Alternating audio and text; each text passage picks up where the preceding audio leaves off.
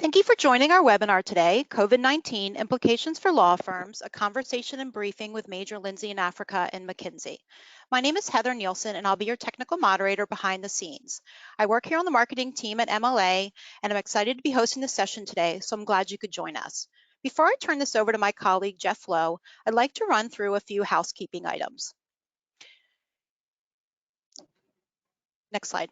You should be able to see the screen right now and hopefully hear my voice. If you cannot, make sure you have joined the audio conference via your phone or computer. Gabby, next slide. All lines have been muted, however, and you can still ask us questions, and we encourage you to do so. At the top right of your screen is the GoToWebinar panel. Just open up the console, type a question, and hit submit. Feel free to submit your questions at any time. Your questions are anonymous, and your name will not be shared with the rest of the audience. Today's webinar will be approximately 1 hour with 30 minutes of content, followed by 30 minutes of Q&A. We will launch 2 polls during the call to keep you engaged and help add to the conversation. At the close of the webinar, a short survey will pop up on your screen. We hope that you'll take the time to complete it. It's short, I promise, and only about 8 questions in total, and shouldn't take more than about 5 minutes. Lastly, in the handout section of the GoToWebinar console is a copy of McKinsey's May 4th briefing for easy download. Without further ado, I'd like to turn this over to my colleague, Jeff Lowe, Managing Partner of our DC office and Global Practice Leader of Major Lindsey in Africa's Partner Practice Group, to introduce our special guest from McKinsey. Thanks very much, Heather, and welcome everyone to today's webinar. First, I'd like to thank our friends at McKinsey Company for joining us today. From Washington, D.C., we have Suhrid Gajendragadkar, Senior Partner and Co-Leader of McKinsey's Legal Services Practice. And from New York, we have Alex D'Amico, Senior Partner and Co-Leader of the Legal Services Practice, Bollard, Partner and Co-Leader of the Legal Services Practice, and Gabriella Garbasz, Consultant with the Legal Services and Organization Practices. So, gentlemen, Gabby, on May 4th, you and your colleagues published the paper that's the basis for today's presentation. Obviously, those weeks in late April and early May were very scary times, and so much has happened since then, both with regard to the continued global spread of COVID, as well as the social unrest and activism stemming from the shooting of George Floyd. Suhrid, can you share with us the team's collective state of mind when preparing the presentation and how that has evolved since then? Yeah, happy to, Jeff, and thanks to you and Major Lindsey in Africa for co-hosting this webinar with us, and it's terrific to see everyone who's participating today. Thanks so much for spending a part of your day with us. Look, Jeff, to your question, I mean, I think, you know, then as now, frankly, our mindset overall was really just to share perspectives, learnings, and ideas that would be helpful to leaders of professional services firms, law firms in particular, in a time of unprecedented crisis. And you know, that is that's you know, very much still our mindset with the paper, with our briefings, and our other articles and conversations. You know, I think what's clear is no one has the answer on anything, and this is all about information sharing and the power of coming together as leaders and discussing ideas. You know, I'd say maybe 3 things about our state of mind then, and maybe some changes, you know, today, and then we can get into the meat of the discussion. I think then 3 things. 1, we were thinking, look, you know, there's a tremendous amount of uncertainty, and we'd like to provide ideas and frameworks for how, you know, law firm leaders can think about managing and navigating that uncertainty.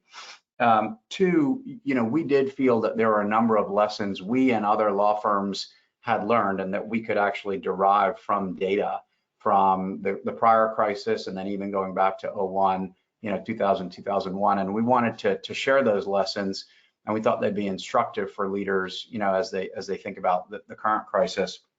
And then 3rd, yeah, I think we had an ingoing point of view from our experience and from those prior crises that, you know, taking a through cycle mindset, as we call it, is a pretty important component of, you know, the most successful firms, especially the firms that not just handle the crisis well in the moment, but that really accelerate out of crisis and best position themselves for success coming out of it. And we wanted to share a set of priorities that, you know, we thought could would embody a through cycle mindset. Of course, mid and long-term focus, but preparation for immediate term actions that firms would need to take. And while I think all of those aspects of our mindset are still true today from where they were at our first briefing in late March, and certainly the article in early May, there probably are three things to highlight in terms of changes. One is there's still a tremendous amount of uncertainty. We know more, but I think what we actually know is that modeling out scenarios epidemiologically and economically is harder than anybody thought. And so we're not going to make any claims to having the answer on that. We'll share some of our latest thinking on where we are in terms of COVID-19 and implications. But this is a lot harder to model than anybody ever anticipated. Second, I think what we've all learned is remote client service and remote, collaboration internally within firms is, for the most part, going a lot better than people ever thought. And we do think there will be significant structural implications of that as we exit this crisis. Implications on client experience, implications on digital innovation, implications on, of course, workspace and occupancy and how firms think about real estate, and of course, talent strategy and how firms think about talent. And then finally, we've got to, of course, mention that while diversity and inclusion and anti-racism in some sense were secular trends, in the historical moment we're living in today, we just see this as dramatically accelerated. And frankly, we think the diversity and inclusion programs that most firms had in place, by the way, including ourselves, will be found woefully inadequate for what really needs to occur. And so we think there probably will be a fundamental reimagination of the talent system of most firms, from recruiting to development to evaluation to cultivating the next generation of leaders that will live up to some of the ideas and principles that today's activism is espousing. So those are a few comments in terms of things that have changed. And with that, let me turn it over to my colleague Alex D'Amico, who's going to just set the stage a bit of where we are in the crisis today. We'll then turn to implications of the crisis for law firm leaders, and then we'll turn to revisited priorities for leaders and Q&A. Alex? Great, thanks, Suhrid. Well, we go to the next slide.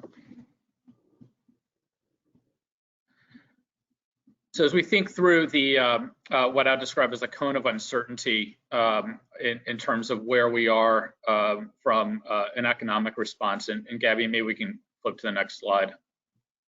We regularly survey and engage leaders in the broader economy. We reach out to executives to better understand how they're thinking about it. We can go actually one more slide. Wanted to share the latest thinking and what we're finding in terms of broad economic sentiment with you today. And so what you have here is the results of, maybe we can go back one slide, the results of a survey of 2,500 senior executives among our client base. And essentially we're asking them for their sentiment across two dimensions. One is how confident are we in the effectiveness of the economic policy interventions as we see them playing out, in their ability to both staunch the bleeding that we're all seeing in the real economy, and then quickly get folks back to work. And then second, how confident are we from a public health response in terms of the effectiveness and on what we're seeing from the CDC, state and local governments in terms of controlling the virus spread. And if you take those two dimensions, we ask three questions or three options on each dimension. Obviously on the virus, everything from rapid and effective control to essentially a broad-based failure from a public health standpoint, and then a similar set of options on the economic interventions, highly effective down to ineffective. And you get this 9-box grid here. What we're seeing is as of May, when we ran this the last time, and we'll be running it again shortly, there's relatively little optimism for what we describe as a dramatic economic recovery. In fact, only 10% of the executives that we interview or survey see that happening. And noticeably, the shift from April to May has actually been a relatively small decline in optimism for highly effective economic interventions. Perhaps the good news is there's also, though, a commensurate increase in optimism around the strength of our public health response. And so if you look at the bottom row here, you'll see also roughly 10% of executives feel that there's going to be a broad-based failure from a public health response standpoint. Where we're seeing folks zone in here is around scenario A1, which essentially says, look, we're going to have partially effective economic interventions. And relatively effective but highly regionalized interventions on the disease front. And what that leads to is a couple things. I would describe this in A1 as the Nike swoosh recovery, but the upswing is going to have a feeling of a sine curve for the economy. We're going to see ebbs and flows, and I think we're all frankly experiencing that right now as we look through the data that's coming out of the Sun Belt, where you see a spike in incidence in Arizona, you see growth in incidence in Texas and in Florida, and with that comes pronouncements such as the one that we saw in Nashville, where the mayor there basically said we need to take a 1-week pause on reopening the economy. And so I think that we don't see a scenario like 2008, 2009 unfolding yet, where you had a broad-based financial crisis that really threatened to throw the economy off of a cliff. But I think there's a steady realization here that certainly the balance of this year and well into next year will be some highly uncertain period for the economy going forward. Gabby, why don't we go to the next slide? What we also will note is that the economic impact of COVID has been highly variable by industry. And so what you have here is the decline in equity markets really since the start of the shutdown in mid-March. That is the absolute size of the bars. And then the blue shows, at least through early May, the improvement in stock market values across industries since we've been on this quite unexpected and rapid recovery in equity prices. A couple of things to point out. That the high-tech story here, the pharmaceutical story, right? Those are major economic engines, obviously, for the legal services industry as well. Those companies are doing incredibly well, and for reasons which are quite obvious given the nature of what's happened in the economy. Over on the far left, we see commercial aerospace, air and travel, oil and gas. Those obviously continue to be quite depressed, and then as well banks and insurers, so financial institutions, and obviously they're highly correlated with interest rates. We do think that the financial services companies will need to engage in a number of more dramatic moves to offset the impact of rates, which the Fed has clearly communicated over the past couple of weeks. They expect to be a longer in duration decline in rates than folks had anticipated going into this. And then obviously there's other sectors like real estate, which you'll see to the right of insurance. The real estate industry, just tremendous uncertainty about what's going to happen with Class A real estate. Who knows what the professional services office of the future will look like in 2 to 3 years. And I'm sure many of you on this call are rethinking that. And we're talking with many firms exactly on what their real estate usage will look like going forward, and certainly the owners and operators of your buildings are asking the same question.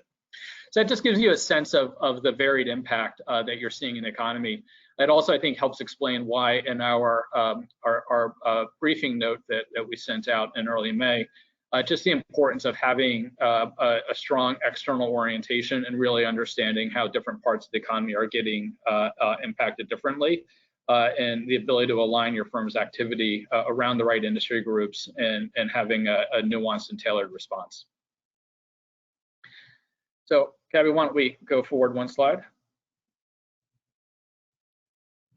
So we have a quick poll for this group, which we'll tee up, and the objective is to get your thoughts on it. And simply the question is, what is your outlook on demand for the year compared to 2019? So we're going to try to do a bit of live polling here. Get the poll up and look to get your answers. We've given you 5 choices here. So roughly flat, essentially between 5% decrease, 5% increase, and then you see the other options around that.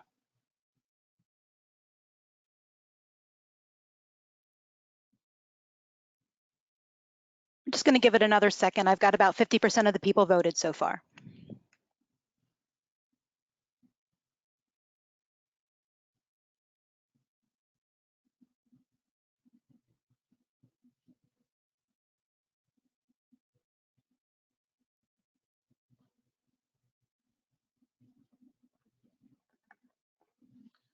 All right, so it looks like there's a little, Debbie, you want to put those results back up?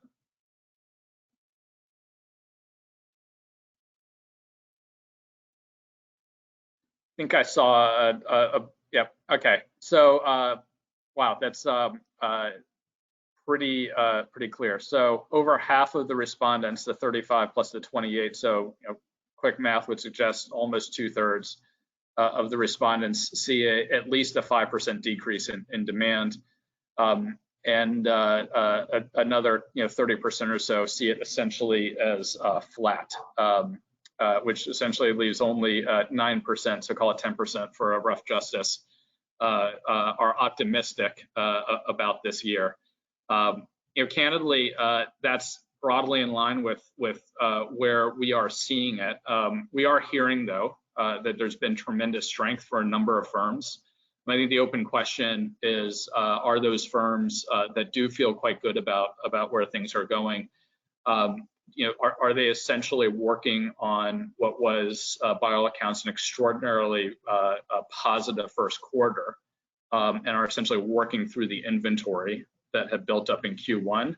And so then the question is, from a forward look into the second half of the year, call it Q3, Q4 inventory, in terms of deal flow, pipeline of matters, how are folks feeling? We're hearing more softness there, which could potentially explain clearly the downward bias that we see in the poll results just now. Ben Albee, over to you.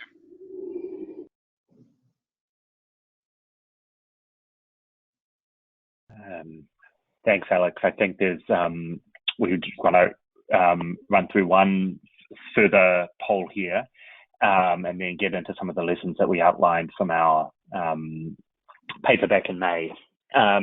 Just very quickly, based off of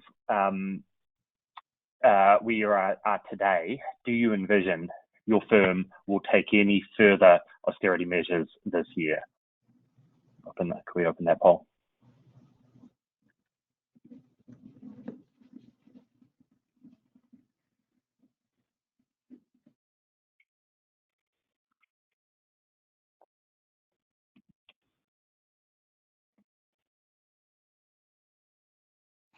Going to leave it open for another couple seconds. We've had about 43% voted.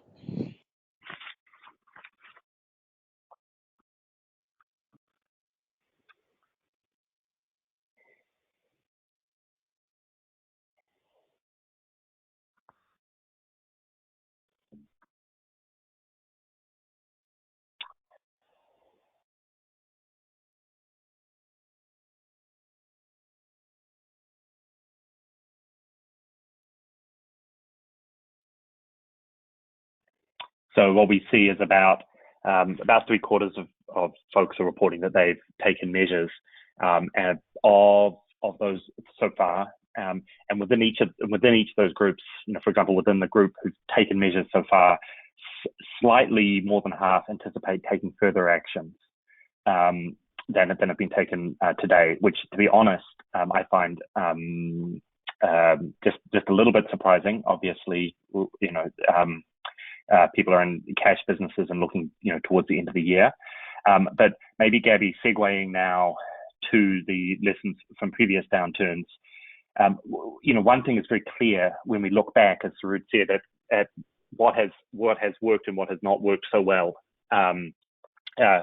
In previous downturns, we looked back at every downturn since early 1990, and what we observed first and foremost is that law firms weather downturns better than the overall economy.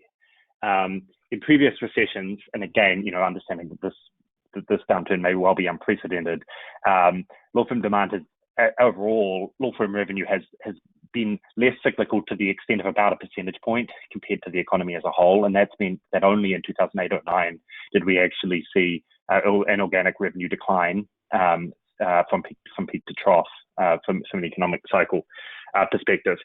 That's obviously due to the fact that disputes-related practices in particular are much less cyclical than some transactional practices. Although that statement hides a lot of variation and heterogeneity, within each of those practice areas and sector by sector. Obviously, this time is different for a number of reasons. We've obviously seen legal system slowdowns. We've seen an economic downturn, which is not yet at this point, as Alex said, a financial crisis, and that has rather different implications for the sorts of legal work that comes out of it.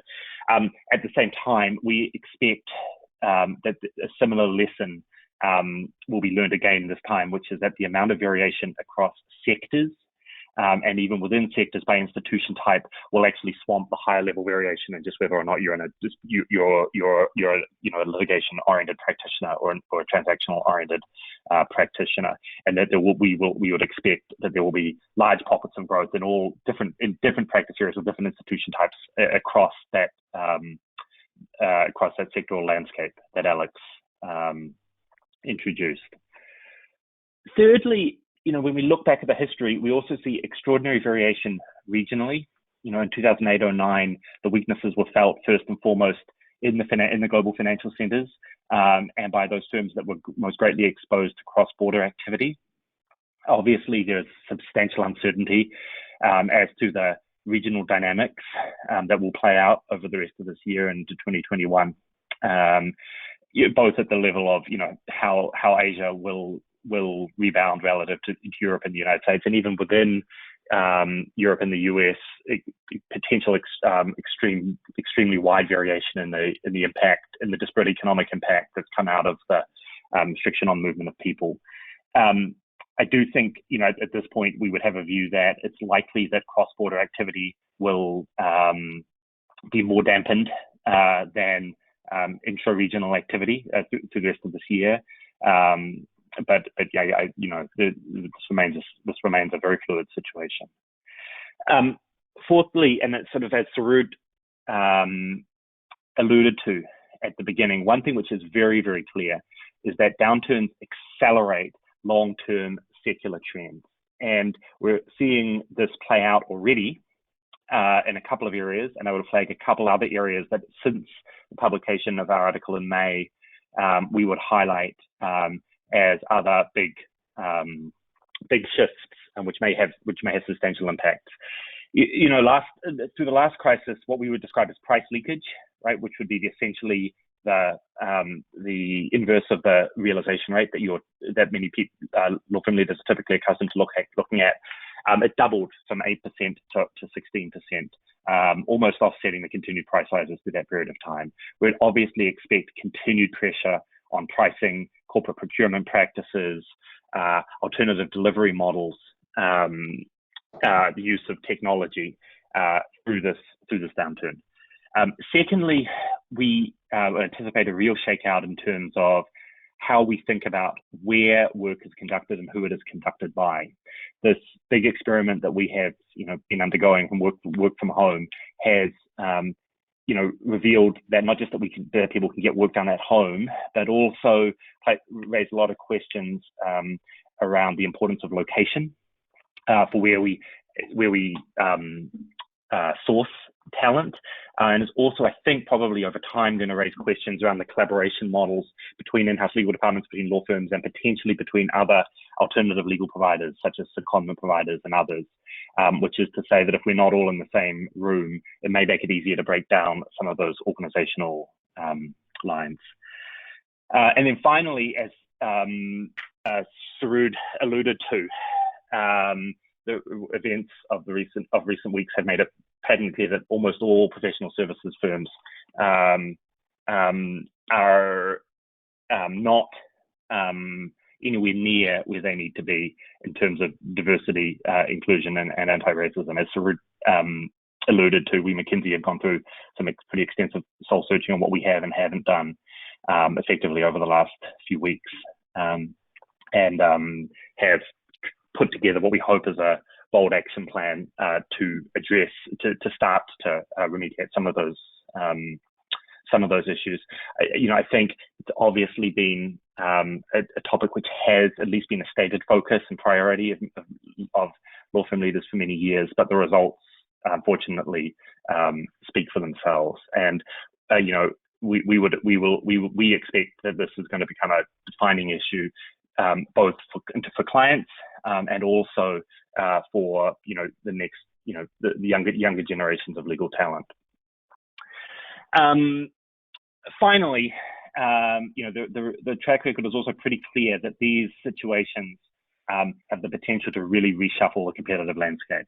Again, when we looked at the experience of the AmLaw 100 through the period from 2008 to 2012, depending on how you look at it, revenue per lawyer, profit per equity partner, roughly speaking, over about a 4 or 5 year period, about half of the AmLaw 100 saw their competitive position materially shift. And so obviously things in legal services move more slowly than they do in other industries, but it's still pretty material shift over a 4 or 5 year period of time. When we look at what distinguished those who are successful through that period of time from those who struggled, a few lessons emerge pretty clearly. Number one, as Alex and Suhrid mentioned at the beginning, those firms that acted with confidence sooner about positioning their firms for the recovery and the next normal did substantially better than those firms that took a series of sort of crisis-oriented actions and then adopted a more of a wait-and-see stance, and then in turn struggled to regain momentum, competing with others who are much faster out of the gate. Secondly, we'll talk about how you might do this. Firms that really capitalized on staying close to their clients, on understanding what are those micro pockets of growth and activity in the market by sector and by practice area, were able to and reorient their client service towards those areas of growth, were able to regain momentum a lot faster. And then thirdly, at a more structural level, the firms that have succeeded over the last decade coming out of that are those which took that period of time to act to increase their differentiation versus other law firms, not just to take the same actions that every other competitive firm was taking. So with that, I think I'll pass it to Gabby to talk about what we see as the high-level implications for law firm leaders this time around, both what we saw in what we said in early May, and we can add a little bit on in terms of what has shifted since that point in time. Gabby. Sure, thank you, Albie. So I think we all can recognize that this is a complex and unprecedented crisis, and so there is no silver bullet for what's going to resolve or build resilience within organizations, but want to just highlight a few priorities we believe leaders should be thinking about as they move through resolution, building resilience, and then, as Suhrid said, to reimagining and reforming how their organizations work. First and foremost, our clients.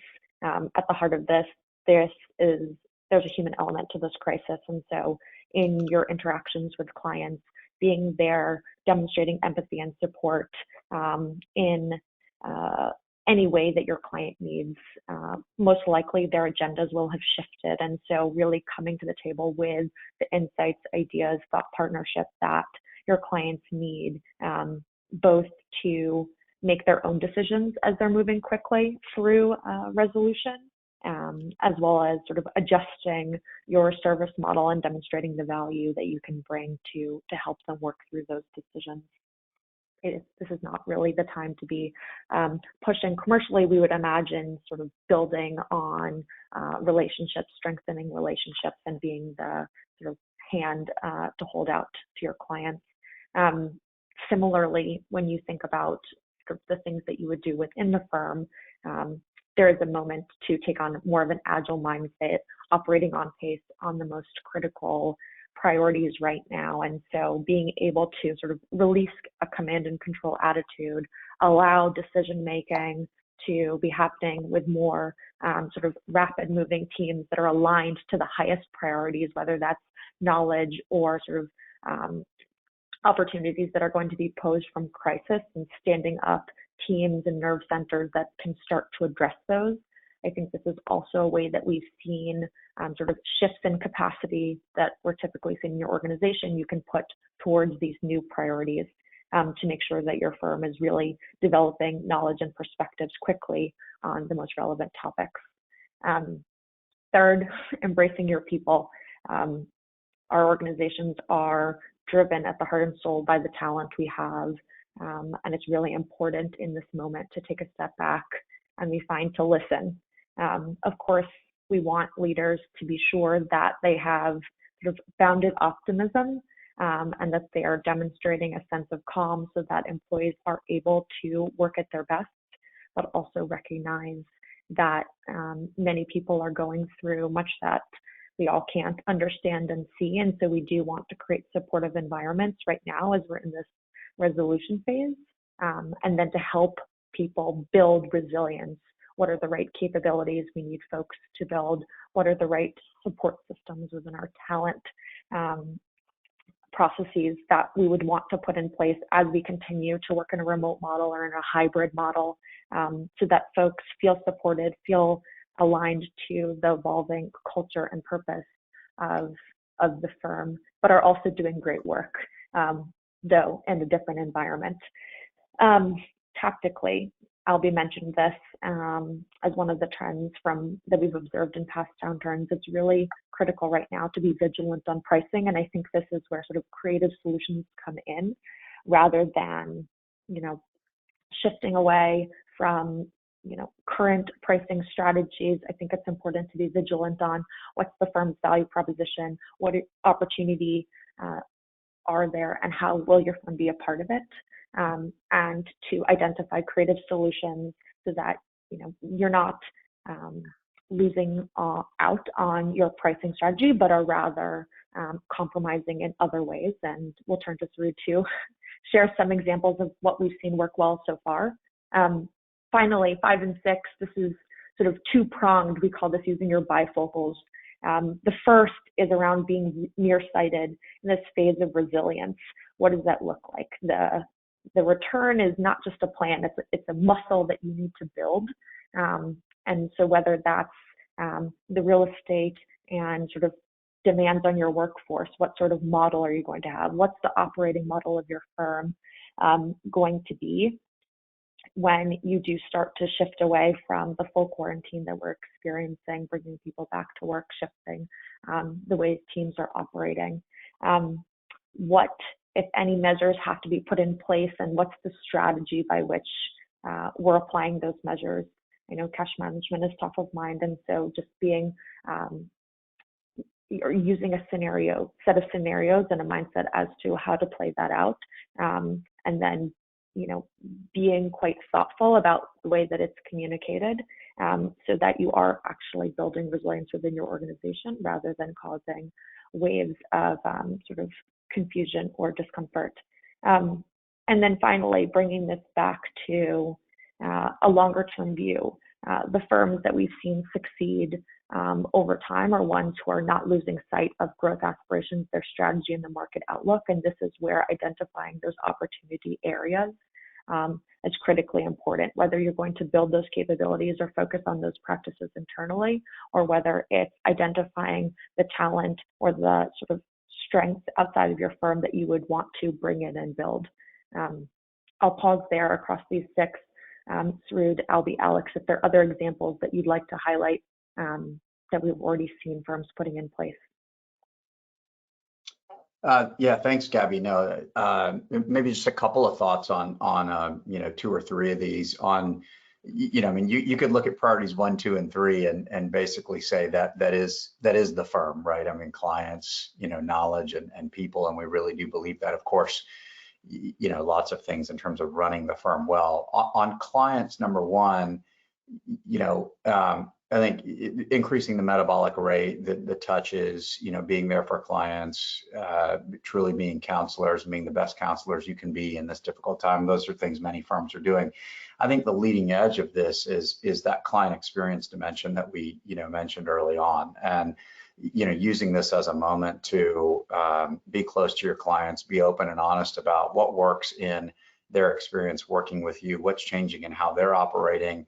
How could you innovate, certain journeys that they go on for certain practice areas or certain matter types, and truly using this as a moment to innovate your client service and client delivery. I think firms who do that will see this as a unique, a kind of unique value creation opportunity as well. And we have a bunch of research that suggests that, especially in B2B settings, like professional services, that client experience is, roughly 20 to 40% of what's responsible for, firm selection. So this is a real lever.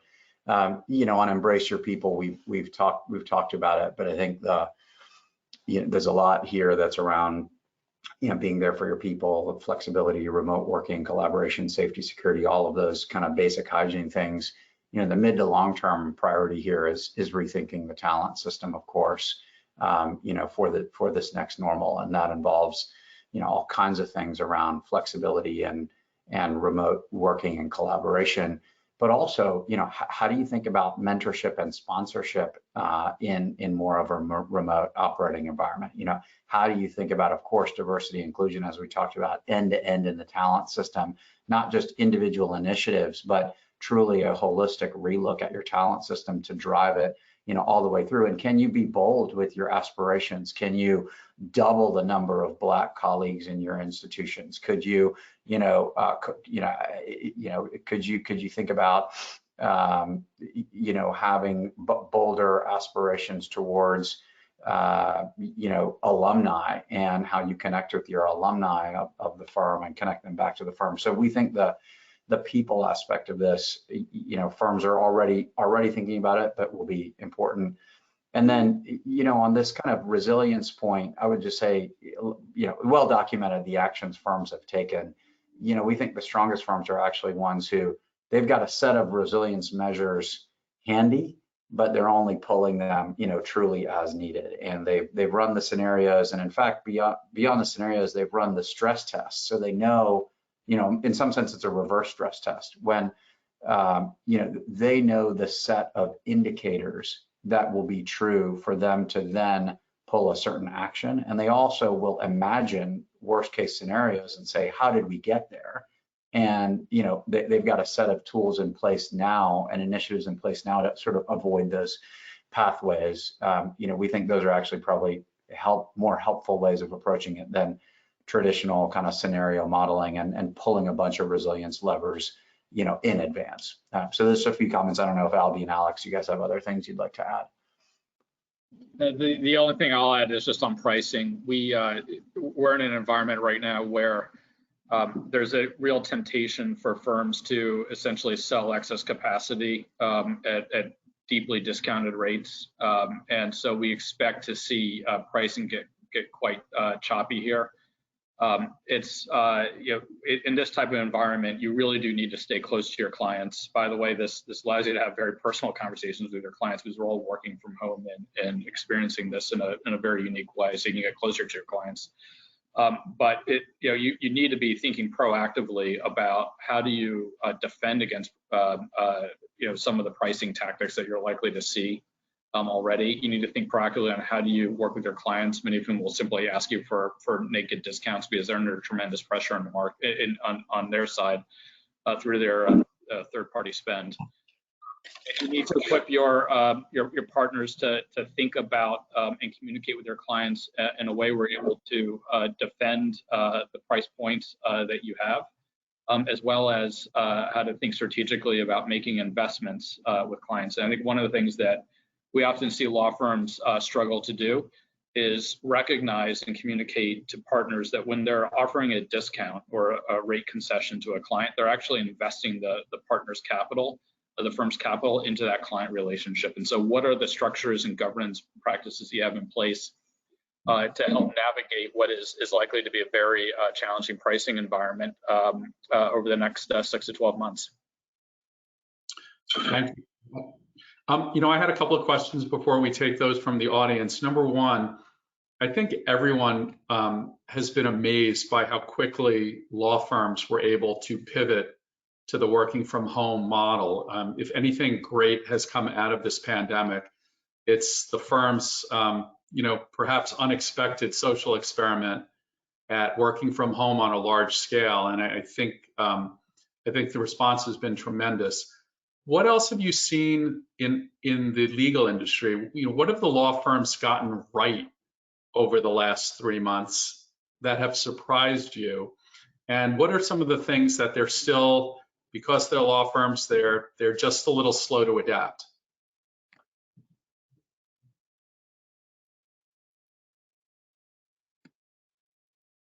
I'm happy to jump in. I think that a number of firms were clear-eyed about how this year is going to play out, and for firms, I think what we've seen is a bit of a bifurcation. We continue to see this bifurcation among firms that have elite M&A practices, elite litigation practices, and then sort of the balance of the Am Law 100. And I think for many of the firms that found themselves not in that truly elite category, a number of firms move quickly and decisively, and so whether we can have a healthy debate about whether they made the right decision in taking the actions that they did.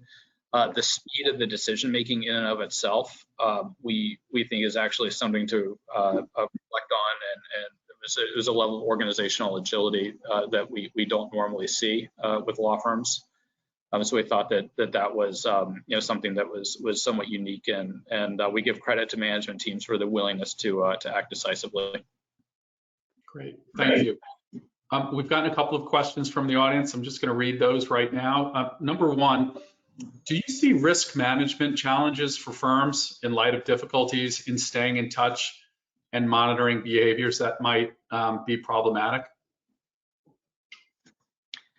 Yeah, and I'll just jump in here. I think we are seeing, and we certainly saw this in March and April, and I can't speak to whether it's continued in May. We did see, just as an example of this, a noticeable uptick in cyber activity as cyber criminals essentially recognized that a huge portion of the economy was moving to work from home. People were working with over-the-top desktop applications on personal computers in some instances, and so I do think that you've got this question around how do we maintain cybersecurity, which needs to be front of mind for every law firm, given the information that sits on law firm computers. How do we maintain that in a remote work environment?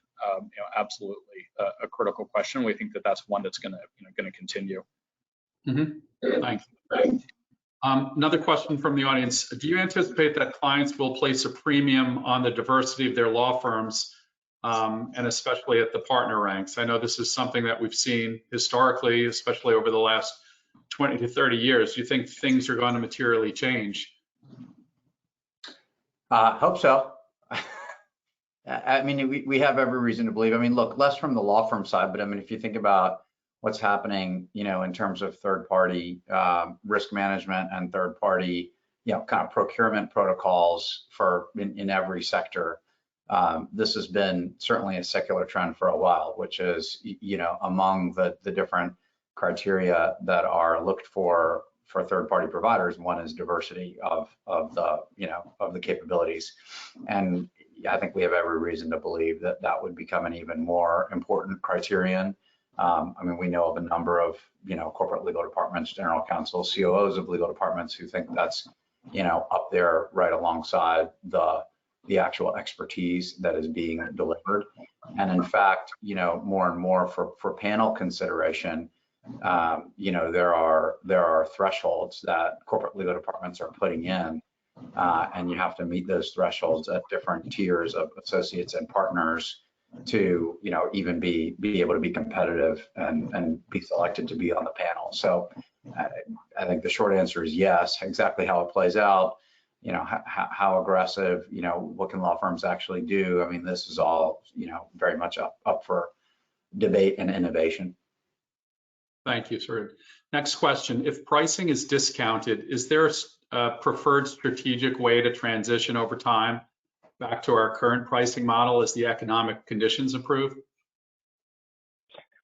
Yeah, I mean, look, the first best answer to that is to avoid a situation where you are making just pure rate discounts in the first place. There are all sorts of ways to be responsive to the difficult situations that your clients are in, and to invest proactively in those clients without having to get in a position where you set a de facto sort of reference that you're willing to do work at a certain lower rate. That said, to the actual question itself, if you do find yourself in that situation, we find that there are three things that underpin getting from mediocre or okay pricing performance back to what great looks like.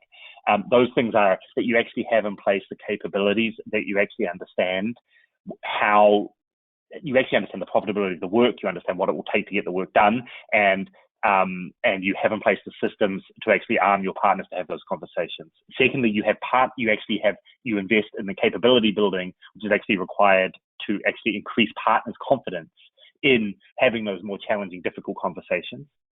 And that has components on understanding really being clear on the value that you're offering, understanding how you will, how you will scope that work, and then actually having the confidence to actually to go to clients with that.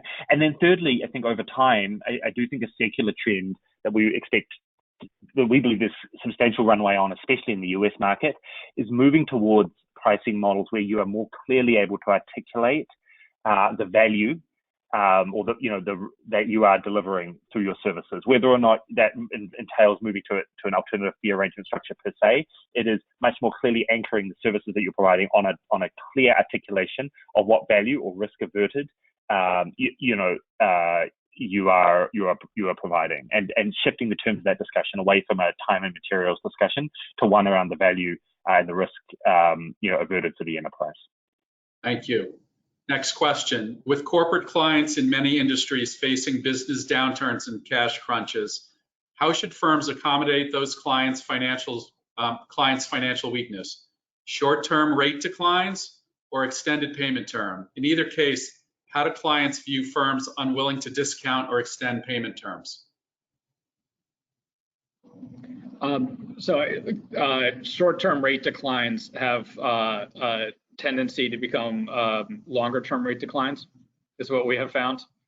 And it gets back to the issue, which is most partners find it's easier to negotiate internally than externally. And most partners believe that their revenue is 100% contribution margin because somebody else has covered the fixed costs. Okay, so that's a very pernicious way to think about it, though, and which gets back to the importance of investing. So, look, we do think extending, first of all, if you're really in a situation where, in fact, that's where you are. Okay, and I think it's everything Albie said are tactics to avoid in getting to that position. If you're in that position and your firm can absorb more flexible payment terms, then we think that the knock-on effects are likely to be mitigated through a more flexible payment strategy than the short-term rate declines, which do happen to become long-term rate declines. I think one of the things that we have found is quite helpful, because we serve many of the same clients that law firms do, and so we're seeing the similar challenges in the economy. It's just having an open and honest dialogue around what is it that they're looking to solve for from a fee structure, and trying to reopen the degrees of freedom, because law firms have degrees of freedom in many ways that their clients might not understand. And so we often find that if you can avoid artificially limiting it to a binary type of a set of options, a lot more can be done. Great, thank you, Alice. Next question, can you elaborate on what a rethinking of talent systems in this environment might look like? You mentioned, for example, alumni connections, which we know is something McKinsey itself has a strong focus on.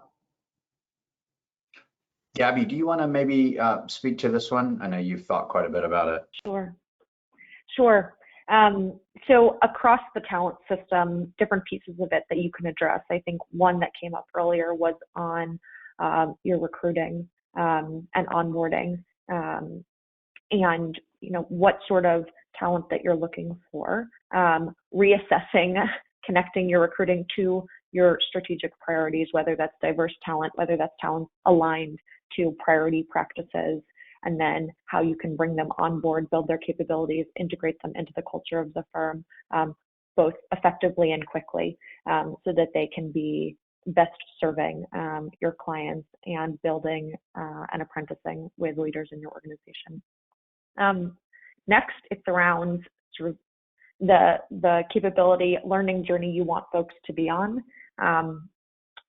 So to build diverse leaders or to build resilient leaders, it's in identifying the top capabilities that we really want others in the organization to have. I think in the past, we've seen this is done sort of ad hoc through apprenticeship and through sort of the circles. Early tenure partners or senior associates are running through the organization, and so there's varying degrees in terms of the capabilities that are built.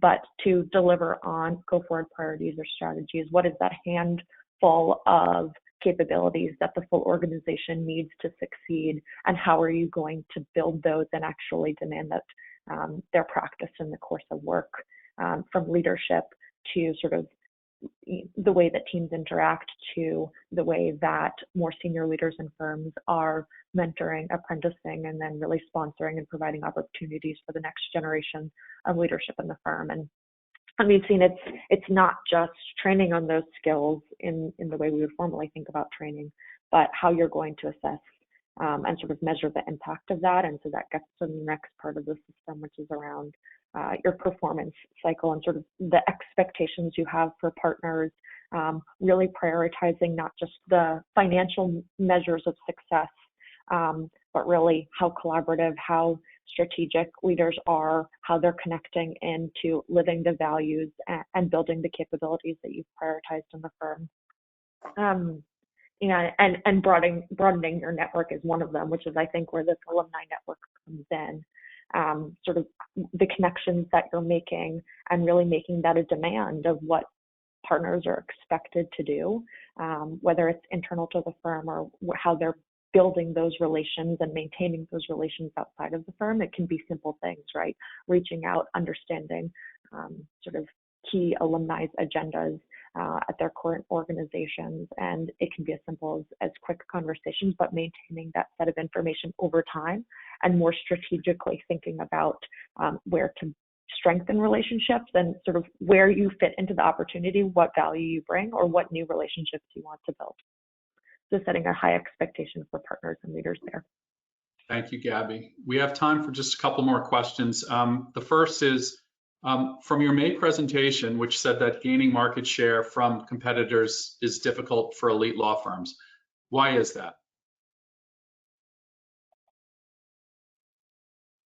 It's very simple. If you look at mature industries across the economy, there's three ways to grow. One is M&A, so acquiring share.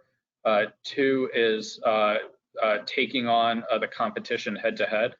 And three is essentially competing in fast-moving waters, so markets or sectors where there's strong underlying growth. What we have found is are you in fast-moving waters is the #1 predictor of an organization's ability to grow, followed by M&A.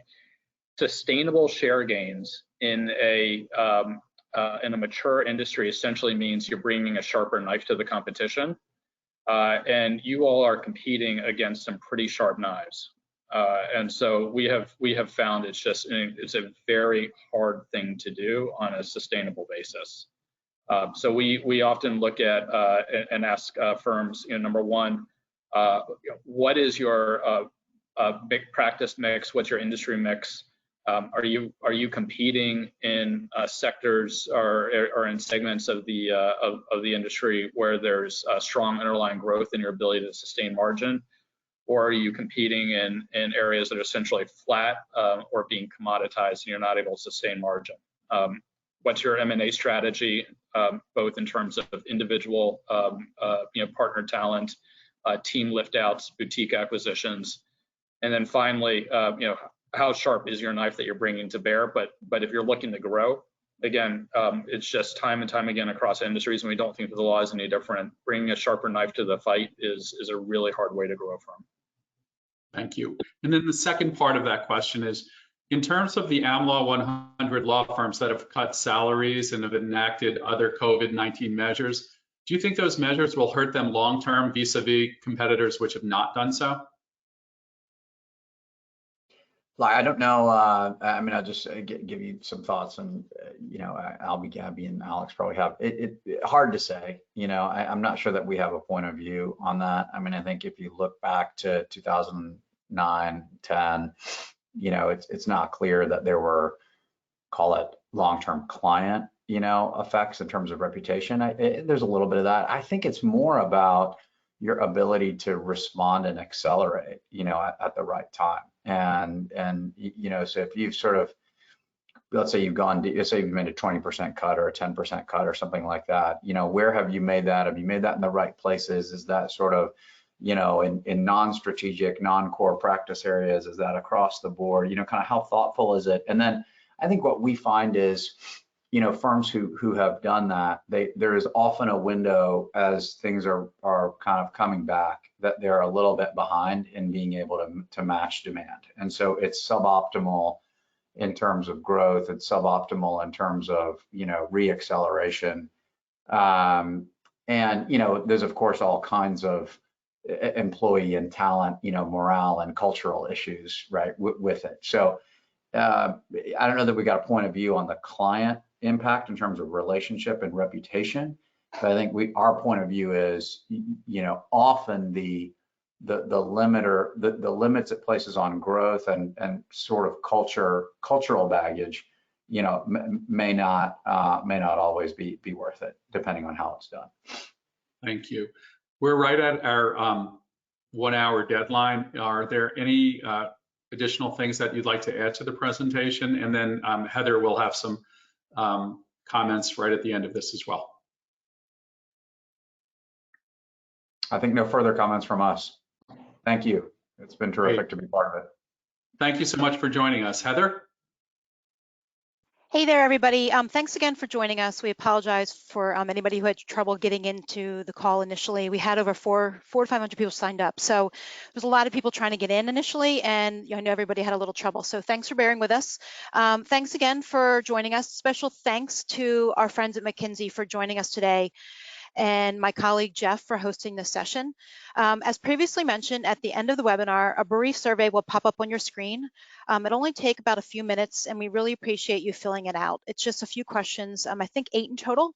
So thanks again, be well, and goodbye, and enjoy the rest of your afternoon. We appreciate it. Bye-bye. Thank you again. Goodbye, everybody. Thank you all.